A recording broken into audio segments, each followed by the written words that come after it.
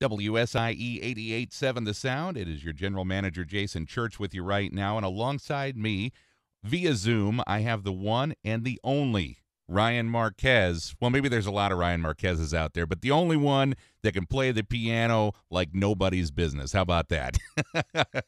Ryan Hey, Marquez, man, thank you for joining me today, man. I appreciate that, Jason. It's great to be here. Thanks Well, for having me. Well, listen, I am super excited because you have what I guess we could consider as the pinnacle of the Saint Unity uh, uh, release over the past few months coming up at the Grandel. It's going to be this Saturday, December 18th. And, we're going to talk a little bit more about the show here in just a bit. But before we get to that, I want to talk with you a little bit about the events that have led up to this big event coming up this weekend. So, Saint Unity is a new album that Ryan had released this year, and it's been a long time in the making, right? Yes, that's right. The album has come a very long way from first inception to completion, about 7 years. Wow. And I got to tell you, the concept of this album, and you and I have talked about this before, but let's remind the listeners, you've got all of these great vocalists from around the St. Louis area that have performed on the album, and they have one big thing in common. Tell us about what that is and why you decided to go this way. Well, really, the common thread amongst all the creatives present on the project is really just the spirit, the camaraderie, and the positive energy that each person represents in holding down their own space. Because each group is really, or each member of the group is really a band leader in their own right. And so it's really awesome to bring all these great musicians and singers, producers together who on any given night could be, in 15, 20 different places with an entire crew of their own.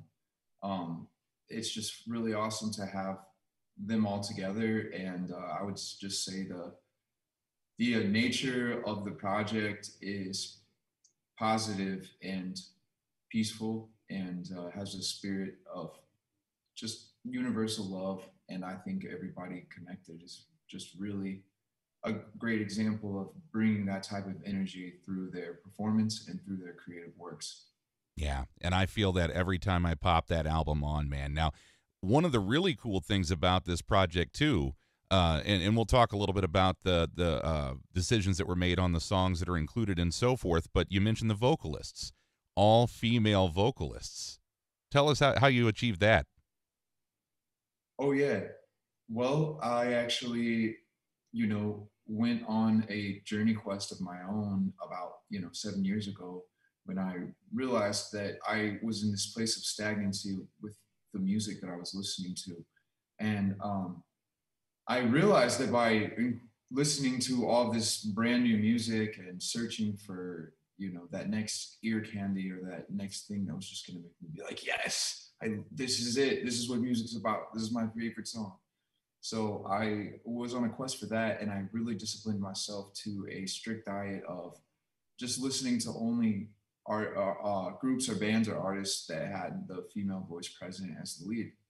And so, in curating a mountain of playlists that I was calling the Conscious Listening Podcast for a while, I had this idea that was like, well, hey, I want to write a project, that has the female voice as the focal point. And I had been doing work in the past, as you know, my group, the People's Key, has worked with Chrissy Riddick, who's on the project, and also Zena Starr, and other fabulous vocalists in the town.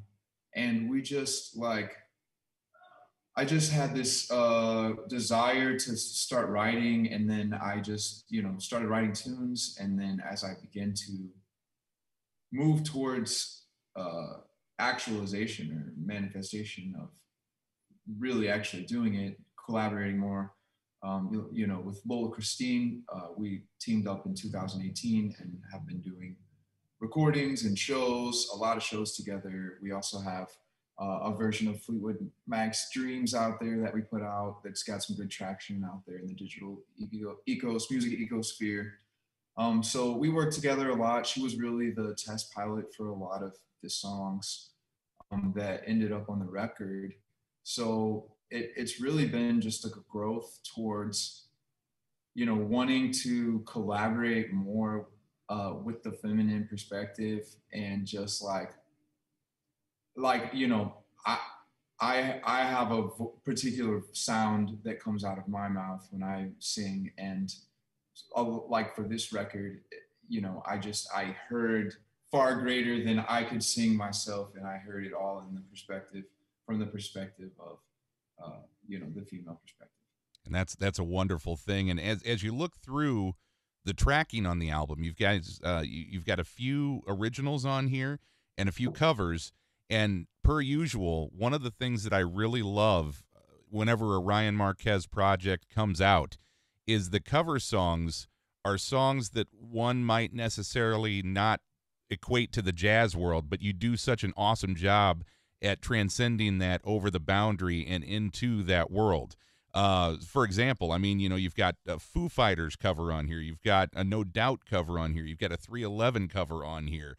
And it's just, it's a really cool thing because coming from a programmer's perspective like myself, not only is it awesome to listen to, but also you think about it and you go, that's going to start bringing in a lot more of the youthful listeners to, a station like WSIE here because they're going to hear that. They're going to hear a familiar tune, but they're going to hear that in the jazz sense.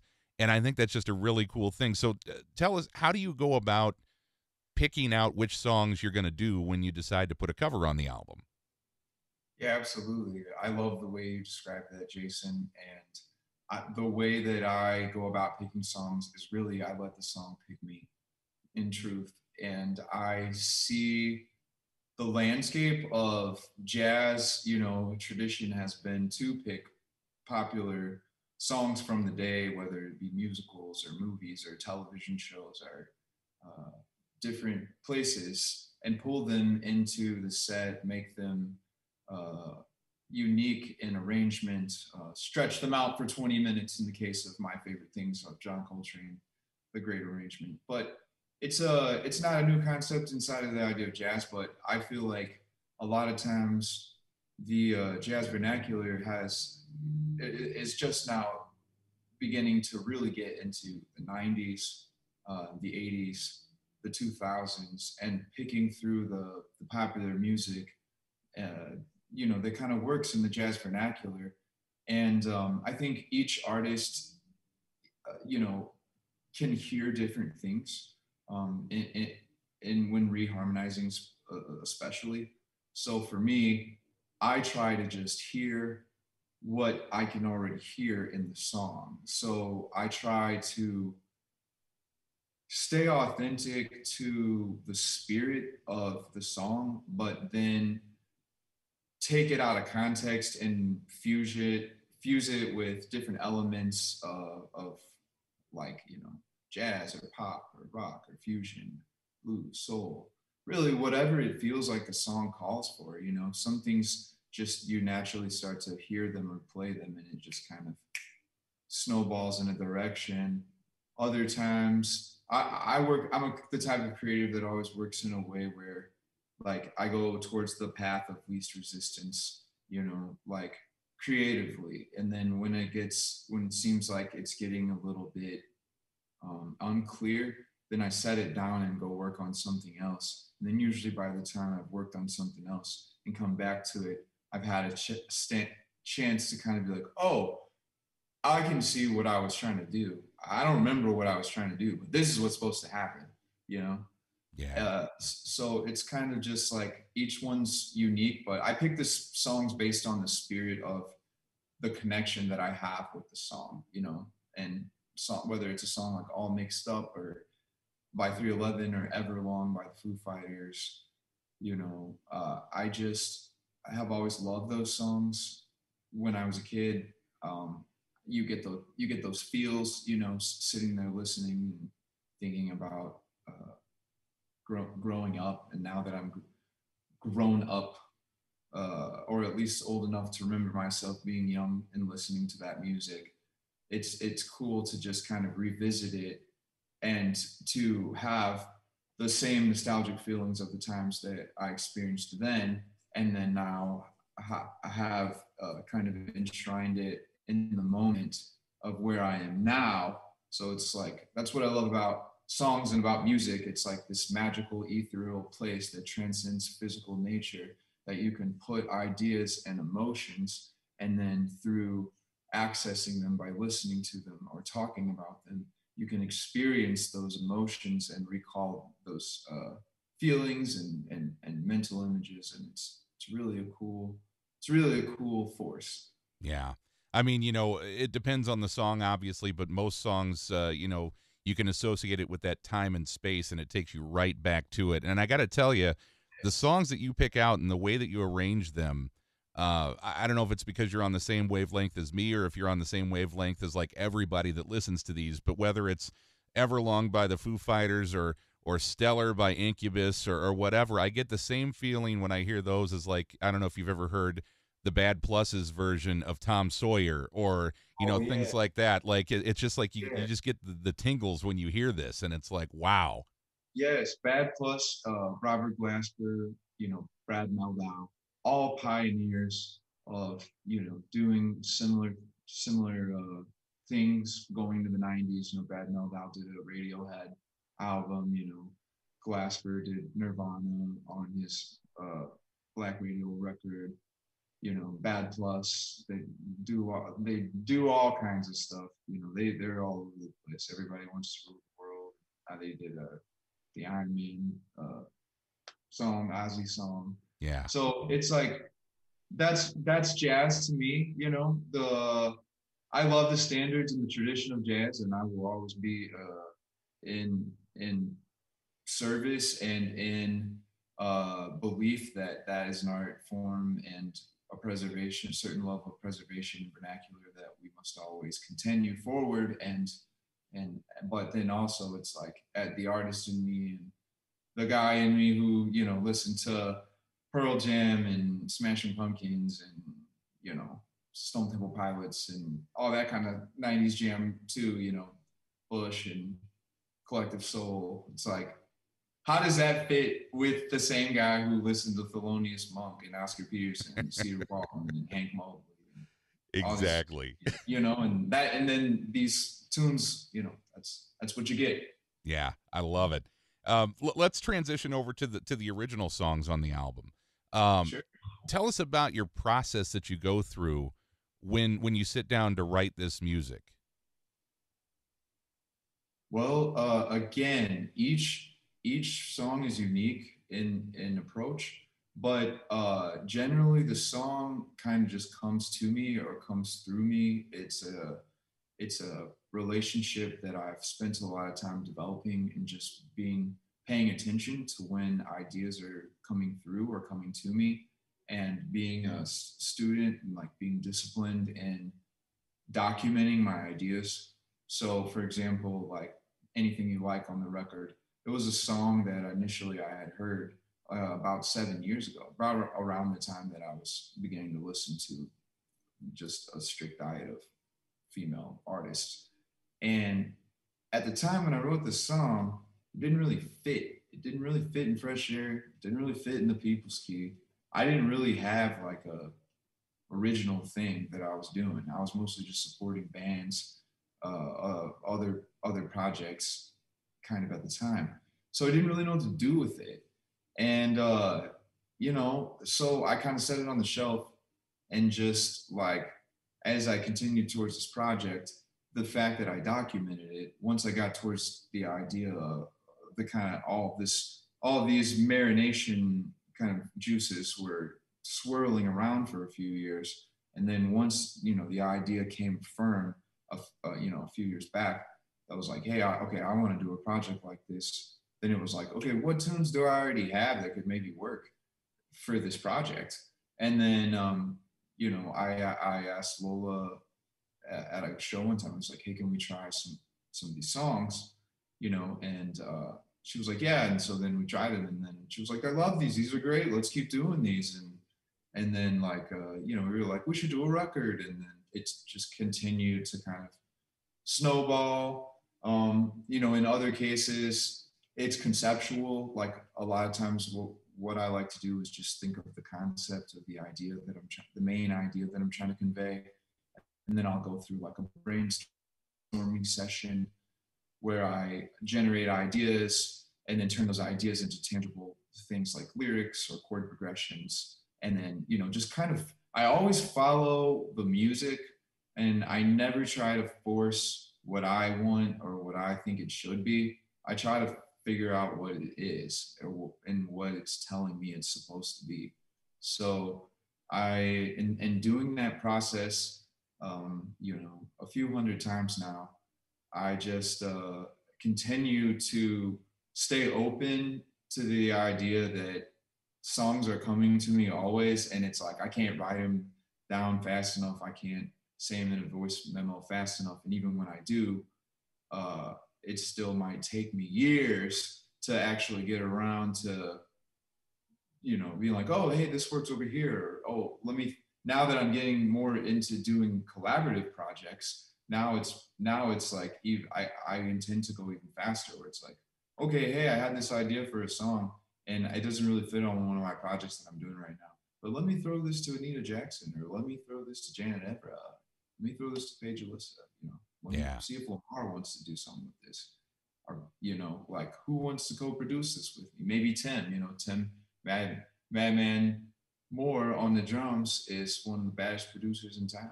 And so it's like the cast of characters in this group is overflowing with creativity and originality. And I'm just excited to be a conduit that's able to just kind of center the focus in and move forward together in unity. Yeah. Now, would you say that typically when you sit down to write something, or when you leave yourself your voice memo, or however you transcribe the idea down, would you say that normally does the melody hit you first, or normally do you put your lyricist hat on first? Yeah, well, it's really both ways. Yeah. It can really go either way. Like sometimes it's melody driven, and then I'll be like, okay, do words go here? Sometimes there'll be a chord progression. Like I'll just be jamming at the piano, and then I'll be like, that's kind of nice. And then other times it might be like literally a metronome click. Like I'll just be like, I think I want to make something that's like 92 beats per minute. I don't really know what it is, but here's a kick, here's a snare. Yeah. You know what I'm saying? And then I'll make some chords up and be like, oh, that's kind of nice. And then it'll like just go from there. Be like, okay, well, hey, maybe the beat's actually supposed to be like this, and I think the bass could go like this, and maybe this has organ here or strings there, and then it's like, then you're off to the races. Or so sometimes like when I produce things, it's more beat driven, or it's more like in a format typical to what you might find on a mainstream radio station, like in the case of like the Belief Cycle or the I Am Ram record that I put out last year. It's more like writing a song inside of a format, whereas like the Saint Unity project is more of an open format. There's more soloing, there's more room for interpretation, there's more room for kind of organic nature. The instruments are all live or organically produced versus, maybe in other cases I might use the machine or my laptop and, do fake drums or fake bass or whatever, whatever the song, again, it goes back to just like whatever the song tells me it needs. And sometimes it is words, because sometimes I just dump words out and then it'll be like, okay, that's a song, like that's a hook right there. Yeah. And then I'll pull it out and I'll be like, and then I'll just start singing. A lot of times I'll just start singing and I'll just play with it until I'm like, yeah, that's it. Actually, that kind of works. And then we're off to the races. I bring that up because a lot of folks that are non-musicians that enjoy music don't really think about the process that it takes to get to the point of hearing that song that they hear on the radio. And I don't know about you, but I've been watching Get Back, the Beatles Oh on yeah, Disney Plus, same. and Yes. it's just it amazes me to sit there and watch the conception of that song Get Back as you're watching in the first part. Paul McCartney sitting there just do do do do do, you know, and he's kind of like just coming up with things on the fly, and you're going whoa, and so Yeah. that's kind of how it works, though, right? Yeah, I mean, in that case, that's like a unique case because in that case, you had four individuals in a room working towards kind of a collaborative effort, or at least it appeared in certain areas. You kind of got an insight to, definitely Paul was definitely taking the lead, and then the other guys had their kind of spots too. Ringo showed some songs of his that kind of ended up in different places, didn't necessarily end up on the Let It Be record. And George, prolific writer, John Lennon, obviously prolific writer as well.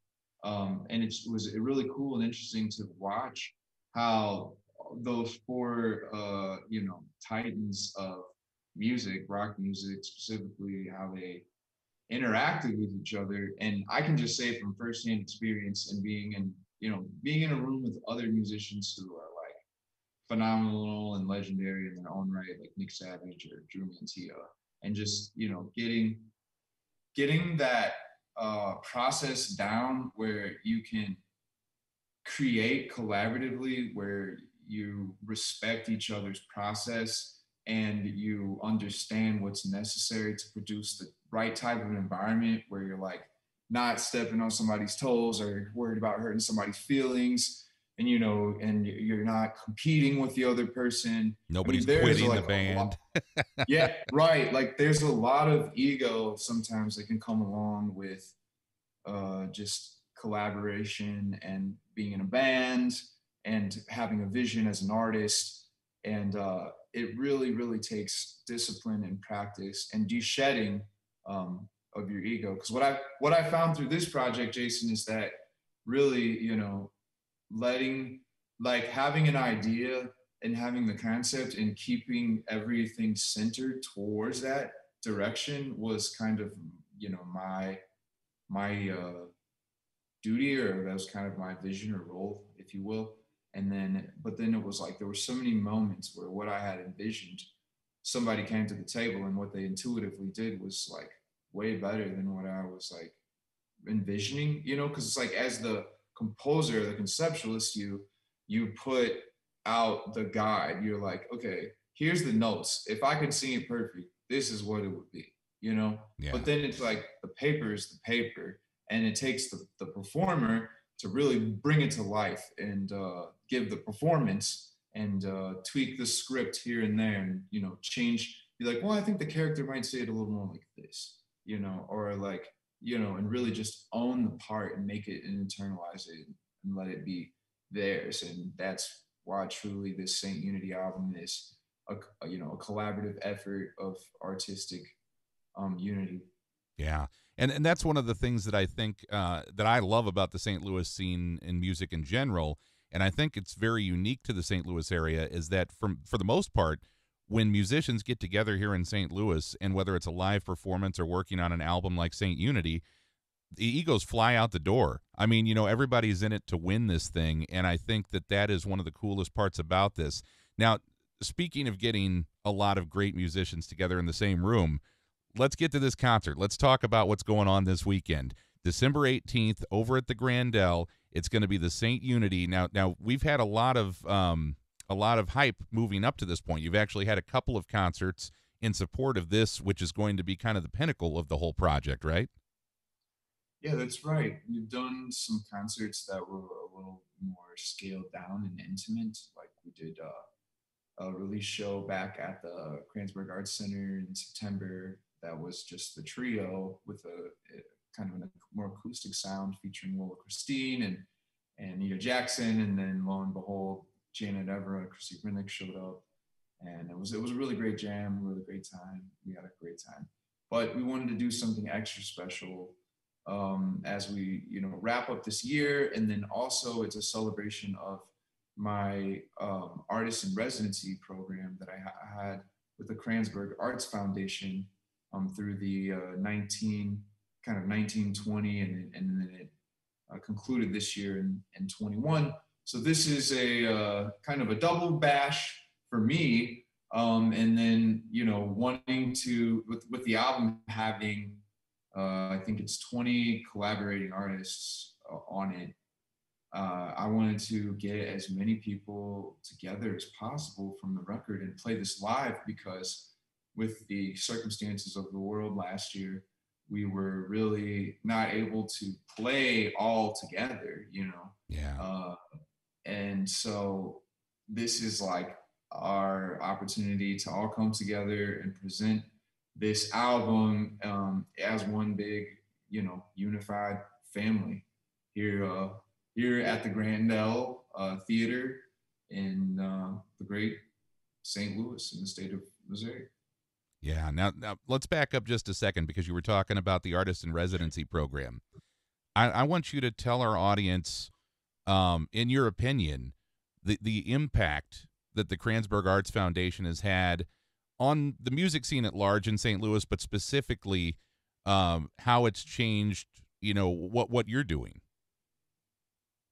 Yeah, absolutely. Well, I have all love for the Cranesburg Arts Foundation, and I'm really happy to just, I mean, say that, like, I mean, their work really speaks for itself in the sense that since they started on the scene, just the amount of um, funds that have been allocated to developing the artistic community in the music scene, in the visual art scene, in the dance and theater scene, really just like the arts community as a whole. The acquisition of a lot of real estate in the uh, midtown, mid part of the city, and just turning it into world class venues that can bring in world class talent from all around, as well as develop and spotlight the great artists of all disciplines I named that are from right here in our own community. And I can say that through my residency program, I was able to really get a chance to stretch out as an artist and develop different sounds and different ideas and try things. And it was really cool because with the program, it was kind of a make it your own kind of thing, like tailor it to how best suits your needs or what you're trying to do. Or with in my case, I was able to do things like learn more about the Recording Academy and become a member, and also, have this space to. I have created a lot of instrumental jazz music, and for a year and a half, I had pretty much a regular gig at the Dark Room, a weekly or so, that I was just able to play my original compositions and just get a chance to like work that material, and that turned into records. And it's just like it's really cool to see that there are people in our community and organizations in our community, WSIE being one of those for sure, that care about the quality of the artistic experience here in our community and also beyond. Like, because, in the case of WSIE, you guys can be connected with worldwide. And, the same, that's the world we live in now. And I feel like, through the development of live streams and just like this new world that we are in, this new digital age, it's like really exciting to be an artist here in St. Louis. And I would argue and battle to the death that this is the number one state And, you know, St. Louis is like one of the top places in the state to live and be an artist. You know what I'm saying? Like, if not the best place, because the amount of resources and like community, the people who care, like it's a small big town, you know. And so I know that the infrastructure that's being laid right now, in 5 years, 10 years, 20 years from now,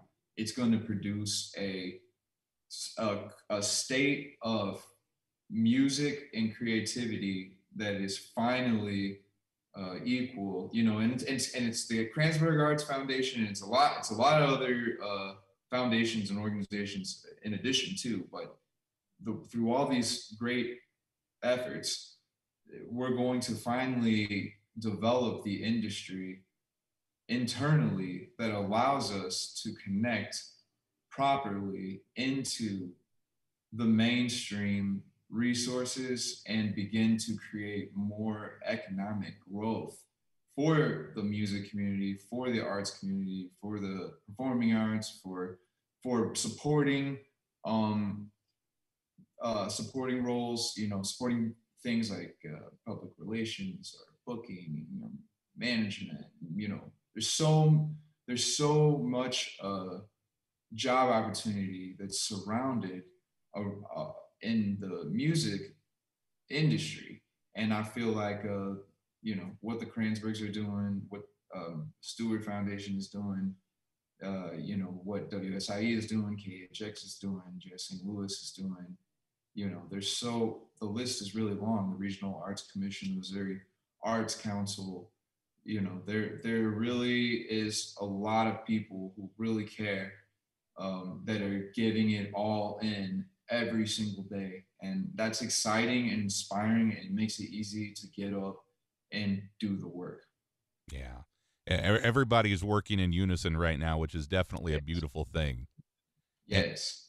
what's really cool too is, and I know that we've talked about this in past interviews, but you as an artist come as a product from the land of Charlie Parker and the land of Miles Davis, which is a really really cool combination because Kansas City and St. Louis both are very heavy on their jazz and blues and just music in general. But it's really cool to see what you come up with on your projects based on your past experiences.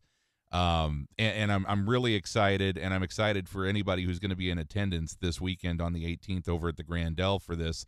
Um, Real quick, because I know we are kind of going over on time here.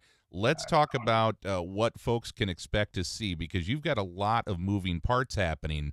Not only the 15, 20 some odd musicians that are going to be on stage, but also people can expect to see some live performers, dancers. Tell us about the dancers and this great 3D presentation that we've been seeing about as well. Yeah. So, in collaboration with Motown Records and working with Lenny Mink, as well as light artist Craig Caesar and photographer Curtis Gibbs, we've been working on this 3D light form projection, 3D mapping system that recreates images that are based on uh, different content that we've created for the project, as well as my own personal artwork. Uh, so it's like this relatively new art form, you know, all based on projecting light into surfaces or into areas, and then you know, manipulating via light, you know, what's happening, creating different images, creating different textures, or in the case of like some dancing, um, we have been collaborating on a music video for the song Fountain of Youth, which will be out very, very soon. I just saw the final, like, you know, it's not final until it's out, but I just saw the final cut of it, and it went, and it's like really, really cool. The technology and the way it comes through on the camera, And so we'll have some of that featured in the show, projected into different services throughout the auditorium. And uh, I'm just really excited. You know, it's like a lot of my best and closest friends in music and in life. And to be able to pull all together in this effort and have, like I said earlier, a band full of band leaders from the likes of Anita Jackson, you know, Lamar Harris, Dawn Weber, Chrissy Rennick, Janet Evera, Lola Christine, Paige Alyssa, you know, Ben Reese, Matt McKeever, Tim Moore. We're gonna have Bernard Terry on bass.